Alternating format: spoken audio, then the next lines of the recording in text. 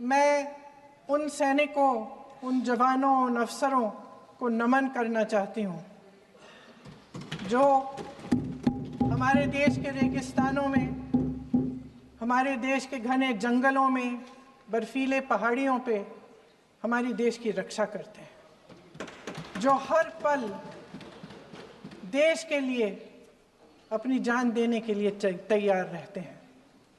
1948 से लेकर अब तक, जब से पाकिस्तानी रेडर्स ने कश्मीर पे हमला किया, तब से लेकर अब तक हमारी देश की अखंडता की रक्षा करने में उनका बड़ा योगदान है।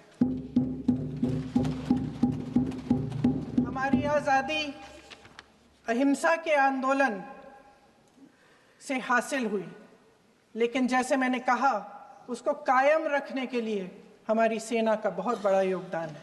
कल मैं सदन में बैठी हुई सबके भाषण सुन रही थी। आदरणीय रक्षा मंत्री महोदय ने बोला, सत्ता पक्ष के कई मंत्रियों ने बोला। 1 घंटे का रक्षा मंत्री जी का लंबा भाषण था।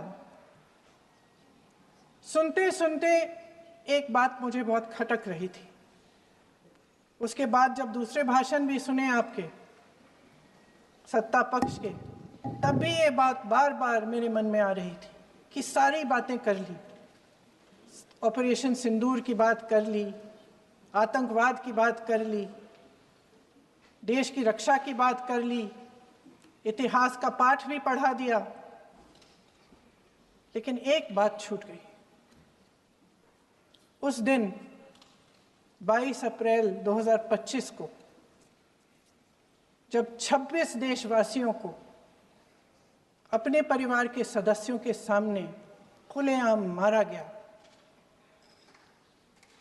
तो ये हमला कैसे हुआ, क्यों हुआ?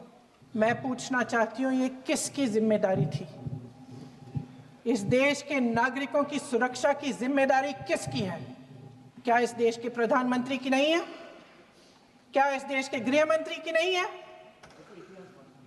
क्या इस देश के रक्षा मंत्री की नहीं है? क्या NSA की नहीं है?